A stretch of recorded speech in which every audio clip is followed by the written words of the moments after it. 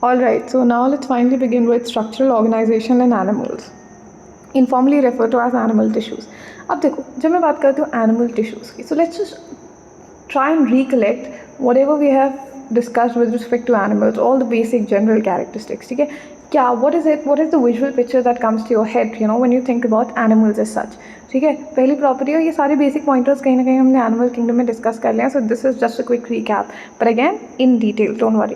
ठीक है, पहली जो चीज़, you know, when we close our eyes and we, you know, when we compare animals to the microscopic organisms, you know, that we cannot see around us, हमें कहीं ना कहीं रियलाइज़ होता है कि दे आर ह्यूज, बहुत इनकी बॉडी बड़ी होती है, दिखते हैं, they are evident. And why are they evident was because they are made up of many many cells, unlike the micro organisms and the bacteria which is unicellular, which is why, you know, we can not really perceive it with our naked eyes. But यहीं पर अगर मैं बात करूँ किसी animal की, they are huge bodied organisms, right? क्यों? Because they are made up of many many cells. तो पहला characteristic feature, I won't say the defining feature, but of course, yeah, across across animal kingdom आपको कोई भी unicellular animal तो नहीं दिखता है, राइट? ठीक है, यूनिसेलुलरिटी तो कहीं ना कहीं किंगडम प्रोटिस्टा में हम छोड़ आते हैं. ठीक है, प्रोटोजोन्स के साथ ज़्यादा अमीबा, पैरामीशियम, जो which are kind of, you know, the most primitive cousins of animals. ठीक है, तो कहीं ना कहीं मैं अगर बात करूँ मल्टी सेलुलरिटी की, तो मल्टी सेलुलरिटी काफ़ी कैरेक्टरिस्टिक फीचर है जो एनिमल्स का हमें देखने को मिलता है इन एनिमल किंगडम. ठीक है, multi means many and cellularity का अच्छा मतलब होता है सेल्स. सेलुलरिटी का क्या मतलब होता है? सेलुलरिटी का मतलब होता है सेल्स. तो यहाँ पे मेरा क्या मतलब है? यहाँ पे मेरा कहने का ये मतलब है कि जो एनिमल्स की बॉडी होती है it is made up of many many cells, right? Multi cellularity. ठीक है, जैसे कि हाइड्रा में अभी हम पढ़ेंगे, एनसीईआरटी बोलती भी कि हाइड्रा, फॉर एग्जांपल, हाइड्रा जैसे सिंपल ऑर्गेनिज्म, इसकी जो बॉडी होती है it's made up of thousands of cells. But यहीं पे अगर मैं इसे कंपेयर करूँ एक ह्यूमन बीइंग से, like us, our body on the other hand is made up of billions and trillions of cells. As per NCERT billions, but in the actuality it's trillions. It goes on in trillions as well. ठीक है, तो वहीं कहीं ना कहीं NCERT ने show करने की कोशिश की. फिर दूसरी चीज़ अगर मैं सोचती हूँ एनिमल्स के बारे में, ठीक है, तो वो है, एक दूसरी चीज़ जो मेरे दिमाग में आती है when I compare it to plants, is that plants are capable of synthesising their own food, and like us animals who are constantly dependent on somebody else, we are dependent on others for food. ठीक है, अब मान लो कोई बोलेगा, ठीक है, अब मैं ये इसलिए, which is why I didn't write, we are dependent on plants for food. Of course, everybody in this entire universe is in a way dependent on plants because they are, you know, they are basically, they are at the base of the food chain, right? They are at the base of the food chain. तो वो कहीं ना कहीं they are the producers, autotrophs हैं, so they are starting the whole process. but यहीं पर अगर कोई बच्चा सोचे बैठ के कि नहीं मैम हम तो वेजिटेरियन है ही नहीं, वे नॉन वेजिटेरियन, और यहीं पर फॉर एग्जाम्पल अगर मैं किसी एनिमल की बात करूँ जो एक स्ट्रिक्ट कार्निवोर है, तो वो तो बोलेगा कि नहीं I am to not dependent on plants for food. But which is why said heterotrophism मतलब होता है आप अपना खाना खुद नहीं बना रहे हो. So either you dependent on some other plant or some animal, indirectly तो वो एनिमल भी कहीं ना कहीं प्लांट पे ही डिपेंडेंट है, राइट? सो हेटेरोट्रॉफिज्म का मोटा मोटा मतलब है कि we are not synthesising our own food, we are not capable of doing that. हम कॉन्स्टेंटली डिपेंडेंट है किसी और पे अपने सबसे बेसिक रिक्वायरमेंट के लिए, विच इज़ फूड, राइट? तो वी आर हेटेरोट्रॉफ्स. हेटेरोट्रॉफ्स में फिर अगर मैं बात करूँ हमारा मोड ऑफ न्यूट्रिशन क्या है, हमारे खाने खाने का तरीका क्या है, तो अगर मैं उसे एक फंगस से कंपेयर करूँ, फंगस में होता है सैप्रोविक, ठीक है, ये अब्जॉर्प्टिव मोड ऑफ न्यूट्रिशन. पर यहीं पे अगर मैं बात करूँ हम में होता है होलोजोइक मोड ऑफ न्यूट्रिशन. बच्चा होलो मतलब होता है होलो एंजाइम, जैसे होलो एंजाइम हम पढ़ते हैं ऐसे ही होलोजोइक मतलब होलो मतलब होता है कंप्लीट. बच्चा सब कंप्लीट से मेरा क्या मतलब है? कंप्लीट से मेरा ये मतलब है कि पहले the first what we do is first the complete food is ingested. पहले हम पूरा खाना खाते हैं, first we ingest the food and then we digest it. ठीक है, अब आप बोलोगे कि ऐसा कौन है जो इसका उल्टा करता होगा? अरे सबसे बेसिक एग्जाम्पल, कहीं जाने की जरूरत नहीं है, तो अपना किंगडम माइकोटा यार, फंजा है जिसने आरे चोटे कर जिसने तबाही बचा रखी थी, जो आखिरी तक लोगों को समझ में नहीं आ रहा था कि ये प्लांट है ये एनिमल है. फिर उसे अल्टीमेटली आरे चोटे कर अंकल ने 1969 में एक सेपरेट किंगडम असाइन कर दिया कि भाई ये अलग ही तबाही मचा रखी है इन लोगों ने, that's just give fungus a different kingdom all together. तो किंगडम माइकोटा में क्या होता है? फंगस देखते हो, फंगस क्या होता है? जो भी अपने डाइजेस्टिव एंजाइम्स होती है वो अपनी बॉडी से बाहर रिलीज़ करती है, फूड का ब्रेक डाउन होता है इनटू सिंपलर सब्सटेंसेस, और फिर वो अपने से बॉडी वॉल के थ्रू उसे सिंपली अब्जॉर्ब कर लेती है. It absorbs the food through its body wall. ठीक है, simpler food in through its body wall. तो वो वहाँ क्या करे, वो पहले डाइजेस्ट करे, फिर अब्जॉर्ब करे, फिर इंजेस्ट करे इन अ वे. बट हम ऑपोजिट करते हैं. ठीक है, हम पहले पूरा खाना खाते हैं फिर पचाते हैं, राइट? तो holozoic mode of nutrition basically क्या हो जाता है? First the entire food is eaten, ingested and then it's digested. I hope that is clear to everybody. ठीक है, फिर और भी कुछ जनरल फीचर्स हमें दिखते हैं, कैरेक्टरिस्टिक फीचर्स, जैसे कि एनिमल्स जो होते हैं दे शो ग्रो होते हैं साइज में, you know, ever since they are born. For example कोई भी ले लो, कोई भी एनिमल, ठीक है, मैं साइज़ वेरिएशन की बात नहीं कर रही हूँ, हर कोई will grow as per the genetic makeup of the animal, right. अगर फॉर एग्जांपल किसी का फॉर एग्जांपल अगर मैं बात करूँ जिराफ्स और हॉर्सेस की, तो या फिर एलिफेंट्स की, they huge bodied animals, they grow up to that huge height, right. But यहीं पे अगर मैं बात करूँ if I compare to a dog और अ कैट, उनका जेनेटिक मेकअप ही नहीं है कि वो इतना लंबा ग्रो कर जाए, ठीक है। सो एवरीबडी, बट इवेंचुअली हमें ये रियलाइज़ होता है ever since you are born till the time you alive, ठीक है, यू एनिमल्स डू ग्रो, वो ग्रोथ तो शो करते हैं, राइट, दे डेफिनेटली ग्रो, ठीक है। ओके, तो ये ग्रोथ हमें दिखती है। Reproduce means to produce more of your kind, right, ठीक है। ऑल द एनिमल्स एक चीज़ जो हमें इकोलॉजी में भी दिखती है, इकोलॉजी में बेसिकली 3 मेन चीज़ क्या है, its food, shelter and meeting partner. सारी लड़ाई तो उसी की है, मतलब। और अगर वैसे साइकोलॉजी के लिए या फिलोसफी के लिए देखें तो रोटी कपड़ा मकान ही तो चाहिए इंसान को, ठीक है। बट इकोलॉजी के लिए देखें तो बेसिकली मीटिंग पार्टनर आ जाता है, विच इज़, ठीक है, we want, because we all know that we are mortal, we are not, ठीक है, वी आर मॉर्टल ऑर्गेनिजम्स, हम आए हैं तो हम एक दिन चले जाएंगे।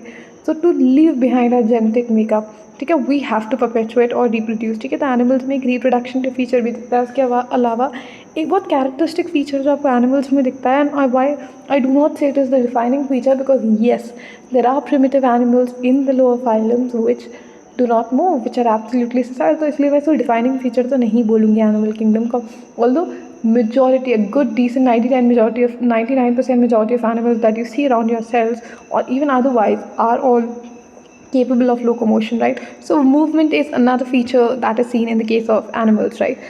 ठीक है। अब देखो, अब जैसे एनसीईआरटी बोलती है कि सम ऑर्गेनिजम्स, जैसे कि मैं प्रिमिटिव आपको बता रही थी कि प्रिमिटिव कजन्स, ठीक है, जो कि हमारे बेसिकली आ जाते हैं प्रोटोजोन्स, ठीक है, ठीक है, जो मेटाजोन्स की या फिर एनिमल्स के, जो हमारे मॉडर्न डे एनिमल्स हैं, इनके जो बहुत पुराने कजन्स हैं, ठीक है, जो किंगडम प्रोटिस्टा को बिलोंग करते हैं, जैसे कि हो गया amoeba, paramecium, these are unicellular, uni means one and cellular means cell, so these are single celled organism, जैसे कि अमीबा हो गया, पैरामीशियम हो गया। अब इसमें बताओ एक सिंगल सेल है, अब ये सिंगल सेल बेचारा सारे काम कर रहा है, राइट, बेचारा इकलौता cell, it has to perform all the necessary metabolic functions, right. अब इसे जिंदा रहना है, भले ही वो एक सिंगल सेल है, राइट, और याद रखना सेल में एक चीज़ है, anything less than a cell, ठीक है, anything less than a cell does not ensure independent existence. तो एटलीस्ट कम से कम एक सेल तो होना ही चाहिए। तो एक सेल है तो बेचारों को सिंगल सेल कितने सारे काम कर रहा है। This cell will perform all the activities like digestion, respiration, reproduction, excretion, etcetera which is necessary for its survival. तो बेचारे सिंगल सेल को वो सारे ही काम करने पड़ेंगे जो हम जितने कॉम्प्लेक्स ऑर्गेनिज्म को करने पड़े in order to survive, right. अभी बेचारा इकलौता सेल ये डाइजेशन भी कर रहा है, ये रिप्रोडक्शन भी कर रहा है, एक्सक्रीशन भी कर रहा है, ठीक है, ये सब कुछ कर रहा है, राइट। तो बेचारे पे कितना लोड है। अब यहीं पे हम मल्टी सेल्युलर हैं, तो with multi cellularity comes the advantage of division of labour, right. With multi cellularity comes division of labour, यानी यहाँ पे बिकॉज हमारी बॉडी, अगर मैं हमारी स्पेसिफिकली ह्यूमंस की बात करूँ तो हमारे केस में तो ट्रिलियंस ऑफ सेल्स है, बट यहीं पे अगर आप इसे बहुत ही प्रिमिटिव एनिमल जैसे कि लेट्स से पॉरीफ्रेंस से भी कंपेयर कर लेते हो, तो उसकी बॉडी में भी hundreds and thousands of cells हैं, राइट। उनकी बॉडी भी at least hundreds and thousands of cells से बनी है, तो कहीं ना कहीं काम जो है वो डिवाइड हो जाता है। फॉर एग्जाम्पल लेट्स से मेरा एक बिजनेस है, ठीक है, और उसमें सारे डिपार्टमेंट्स अगर मैं ही संभाल रही हूँ, तो I will get so overwhelmed and frustrated, और शायद मैं ना कभी बिज़नेस में ग्रो ही ना कर पाऊँ, बिकॉज मुझे बिज़नेस को एक्सपैंड करने के लिए लोग चाहिए होंगे, मैन लेबर चाहिए होगा, ठीक है। हर तरीके से मैं सारी चीज़ें खुद तो हैंडल नहीं कर सकती। फॉर एग्जांपल सारे मैं लीगल वर्क अगर मान लो, let's say I have a business, ठीक है, उसमें मान लो अगर मैं सारे लीगल वर्क भी मैं खुद ही देख रही हूँ, I am only the CEO, ठीक है, मैं ही एम्प्लॉय भी मैं हूँ, ठीक है, और प्रोडक्शन टीम में भी मैं हूँ, फाइनेंस टीम में भी मैं ही मैनेज कर रही हूँ, सारे डिपार्टमेंट्स अगर मैं ही मैनेज कर रही हूँ तो मुझ पर कितना सारा लोड आ जाएगा। बट यहीं पे अगर मैं कुछ एम्प्लॉयज़ हायर कर लेती हूँ, ठीक है, who exactly know what to do, my work just become so much easier, and now it will be easier for me to just expand the company. तो वैसे ही होता है कि जैसे जैसे हम इवॉल्व करते गए ना, बेसिकली एवोल्यूशन जब हो रहा था तो हमें कहीं ना कहीं रियलाइज़ हुआ, ठीक है, जब जैसे बैक्टीरिया जब प्रेजेंट थे, ठीक है, तो हमें कहीं ना कहीं ये चीज़ तो रियलाइज़ हो रही है कि एक सिंगल सेल के बलबूते पे हम आगे नहीं बढ़ पाएंगे, ठीक है, बिकॉज एक सिंगल सेल, इतना ज़्यादा प्रेशर है, इतने सारे काम कैसे करें, काम तो सारे करने हैं, ऐसा भी नहीं है कि आप कोई काम छोड़ सकते हो, because these are your metabolic process is essential for your survival, right. इसमें से अगर आप कुछ भी नहीं करते हो, you will perish, you will die, ठीक है, विच इज़ वाई मल्टीसेलुलैरिटी के साथ सबसे बड़ा एडवांटेज जो आया वो था division of labour, wherein work was divided among many cells, ठीक है। जैसे देखो ये एग्जाम्पल है मेरे पास, मतलब ये जो इमेज है this is of a paramecium and this is of an amoeba, right. तो पैरामीशियम के केस में आपको देख सकते हैं, आपको सीलिया दिख रहे होंगे, hence this is a ciliated protozoan. और यहीं पे अमीबा की बात करूँ तो अमीबा क्या होता है, इट्स एन एमीबॉइड प्रोटोजोन, ठीक है। इसके देखो सूडोपोडिया होते हैं, it can extend it's pseudopodia and all of that paraphernalia has been done in biological classification, so you can go ahead and check that out, ठीक है।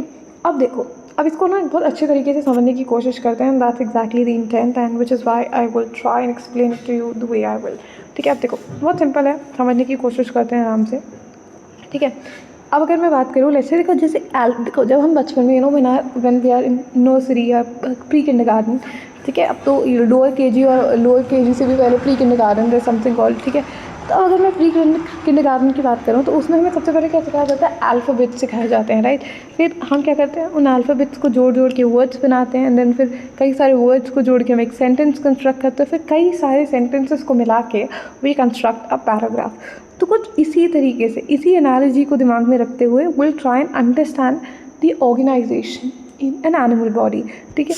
एनिमल बॉडी की organisation को भी हम समझने की कोशिश करेंगे, because the chapter is all about structural organisation in animals, ठीक है।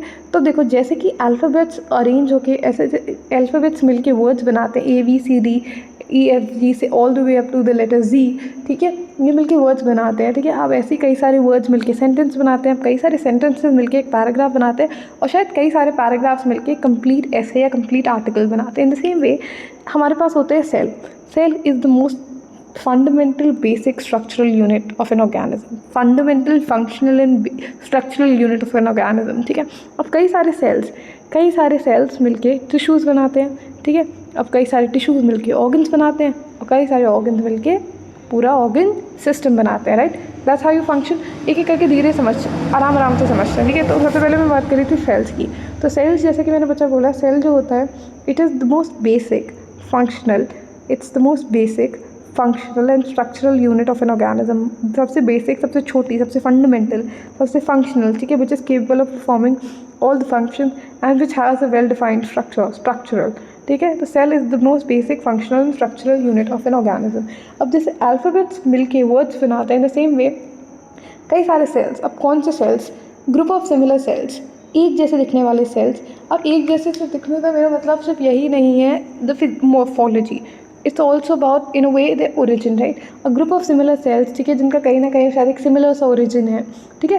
They can have like different origin as well, और वो भी टिश्यू बना सकते हैं, we will see that in a while. But more और लेस एक तरीके से कि अगर जनरल डेफिनेशन देनी हो तो ग्रुप ऑफ सिमिलर सेल्स, एक जैसे दिखने वाले सेल्स जिनका मोर और लेस एक सिमिलर सा ओरिजिन है, विच have a common origin and which have a common goal. जिनका एक कॉमन गोल है कि अच्छा ठीक है एक काम करते हैं, for example let's say I love teaching, ठीक है, and as well as I love what I do apart from that, ठीक है। अब मान लो यहीं पे लेट्स से मेरे साथ 2-3 लोग और आ जाए who have the same vision as me and we all come together, ठीक है। तो हम साथ में मिलके कुछ और बेहतर बना देंगे। इन द सेम वे कुछ एक जैसे दिखने वाले सेल्स, ठीक है, जिनका कॉमन एंड गोल था कि ठीक है अच्छा हमें ये स्पेसिफिक काम करना है, वो एक साथ आए और उन्होंने मिलके क्या बना दिया, tissue. They give rise to tissue. So tissue अच्छा एक्चुअली में क्या होता है, tissue is nothing but group of similar cells with intercellular substance and they are performing a specific function. Once again group of similar cells, एक जैसे दिखने वाले sales, बच्चा कौन से, एक जैसे दिखने वाले cells which are performing a specific function, ठीक है, एक जैसे दिखने वाले सेल्स, ठीक है, with intercellular substance in between them, और इनके बीच में ना कुछ एक ग्राउंड सब्सटेंस, कुछ ग्राउंड मैट्रिक्स ही प्रेजेंट होती है। There is some ground substance और there is some ground matrix which is present in between them, ठीक है, ठीक है। एक ग्राउंड सब्सटेंस या ग्राउंड मैट्रिक्स प्रेजेंट होती है इनके बीच में, और इसको अभी हम और डिटेल में डिस्कस करेंगे, इसकी पूरी कॉम्पोजिशन के कैसे म्यूकोपॉलीसैकेराइड, ठीक है, म्यूकोपॉलीसैकेराइड ग्लाइकोप्रोटीन्स वगैरह किससे बने होते हैं, सब कुछ डिस्कस करेंगे। Have some faith, I am telling you, when I say have some faith, बहुत टाइम से बहुत तसल्ली से बैठ के इन नोट्स को क्यूरेट किया गया है आपके लिए for better understanding and trust में कुछ भी गलत आपको डिलीवर नहीं किया जाएगा, ठीक है। Okay, so as I was saying, ठीक है, तो अब एक जैसे दिखने वाले सेल्स, ठीक है, जिनके बीच में कुछ ग्राउंड सब्सटेंस या कुछ inter means between and seller, मतलब सेल्स के बीच में कुछ ग्राउंड सब्सटेंस भी प्रेजेंट होता है, और ये मिल के एक जैसा फंक्शन परफॉर्म कर रहे होते हैं, they are refer to as tissue, ठीक है। तो अब जैसे टिश्यू सेल्स ने मिलकर टिश्यूज़ बनाए, अब कई सारे एक जैसे टिश्यूज़ मिलकर क्या बनाएंगे, दे विल फॉर्म ऑर्गन्स, ठीक है। तो एक काम करते हैं, डिस्कस करते हैं, but before that let's just quickly read NCERT and let's see NCERT ने क्या बोला है, ठीक है। Let's just have a quick okay, just a moment everybody, just a moment, okay। Does this work? 1 second. It does. Okay. देखो अब एक काम करते हैं, let's just read it together. Now NCERT बोलती है in the preceding chapters you came across a large variety of organisms. NCERT है भाई. In the preceding chapters you came across a large variety of organisms, both unicellular and multicellular of the animal kingdom. In unicellular organisms, all functions like digestion, respiration and reproduction are being performed by a single cell. तो NCERT बोलती है बच्चा preceding chapters मैंने इससे पहले वाले chapters में जैसे कि बायोलॉजिकल क्लासिफिकेशन हो गया, plant kingdom, animal kingdom etcetera हमने कई सारे ऑर्गेनिजम्स के बारे में पढ़ा. We came across a huge variety of organisms, right. हमें कई सारे ऑर्गेनिज्म के बारे में जानने को मिला, बहुत यूनिसेलर मल्टीसेलर. यूनिसेलर ऑर्गेनिजम्स, कई सारे यूनिसेलर ऑर्गेनिज्म जो हमने kingdom protista, kingdom Monera, kingdom protista पढ़े. फिर कई सारे मल्टीसेलर ऑर्गेनिज्म जो हमने किंगडम माइकोटा, प्लांट एनिमेलिया पढ़ा. तो we came across every kind of potential organism, right. ठीक है. अब देखो एनसीईआरटी फिर बोलती है in unicellular organisms all the functions are being perform by a single cell. जैसे कि मैंने आपको बताया यूनिसेलर ऑर्गेनिजम्स के केस में बेचारा एक सिंगल सेल ही तो है, इसकी पूरी body composition is just one single cell. तो एक सिंगल सेल को वो सारे काम करने पड़ रहे हैं जो हमारी पूरी बॉडी में हो रहे हैं, because these are the essential metabolic processes, these are essential for survival, you can not do without it, right. तो बेचारा एक सिंगल सेल वो डाइजेशन भी कर रहा है, वो रेस्पिरेशन भी कर रहा है, वो रिप्रोडक्शन भी कर रहा है. All of these functions are being perform by a single cell. But यहीं पे in the complex body of multicellular animals the same basic functions are being carried out by different groups of cells in a well organized manner. But यहीं पे बच्चा अगर मैं बात करूँ in the complex body of multicellular animals, in our case हमारी बात अगर की जाए, हमारे केस में यही basic functions को perform करने के लिए we have lot of cells, right. यही basic function को perform करने के लिए, ठीक है, हमारे पास कितने सारे cells हैं, we have thousands and trillions of cells, right. NCERT एक statistic भी देती है. NCERT says the body of a simple organism like Hydra is made of different types of cells and the number of cells in each type can be in thousands. ठीक है. NCERT एक statistics भी देती है और NCERT बोलती है कि एक simple organism की अगर मैं बात करूँ, for example Hydra is basically, if I were to ask you to classify Hydra आपके हिसाब से क्या है? What do you think is Hydra? Hydra क्या है? Kingdom की बात करें, it belongs to kingdom Animalia, of course, that's a no-brainer. Can you tell me it belongs to which phylum? I would really want all of you to drop your answers in the comments down below, and 3, 2, 1, your time's up. It belongs to kingdom Coelenterata. Okay, I mean phylum Coelenterata, I'm sorry. Phylum Coelenterata has got another name to it. What is it? It is 3, 2, 1. I'm sure you would have given the correct answer. It is Cnidaria. उसके बाद अगर मैं बच्चों बात करूँ hydra, अब हम सबको पता है Coelenterata basically show something refer to as alternation of generation या मेटाजेनेसिस. ठीक है. क्या आप मुझे बता सकते हो हाइड्रा कौन सी फॉर्म है मेटाजेनेसिस की? द पॉलिप फॉर्म और the medusa form? I made it even simpler for you, so you just have to pick one out of the to.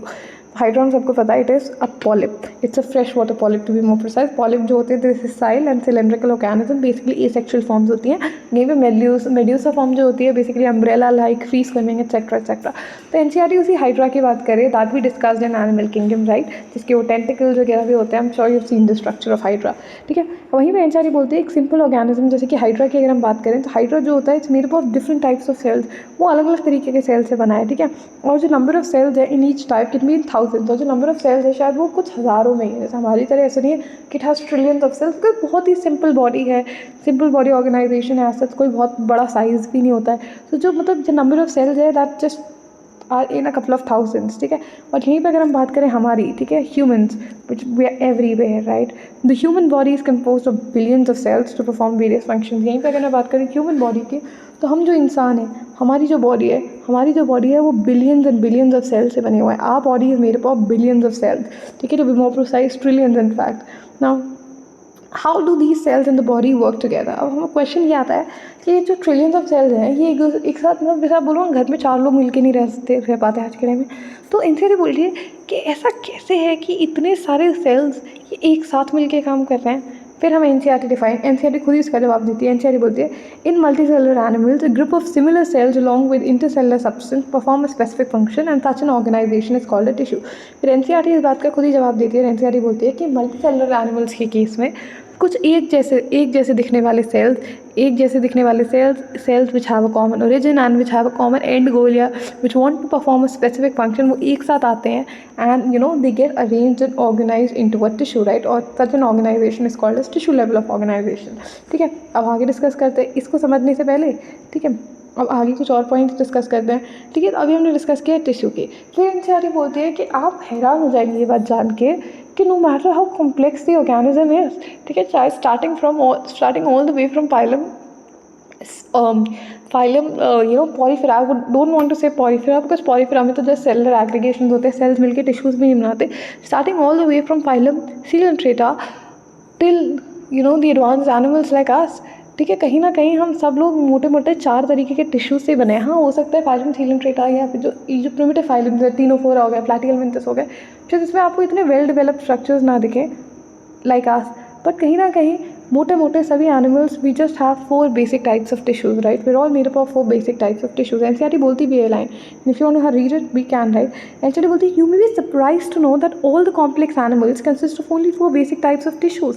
आप हैरान हो जाएंगे ये बात जान के कि सभी कॉम्प्लेक्स एनिमल्स, हम कितने भी कॉम्प्लेक्स हो जाएं, हम सब बने मिलकर बेसिक 4 टिश्यूज से ही हैं, right. These tissues are organised in a specific proportion and pattern to form an organ, ठीक है। अब यही टिश्यूज़ मिलके फिर ऑर्गन्स बनाते हैं और वो सब हम डिस्कस करेंगे, ठीक है। I hope that is clear to everybody.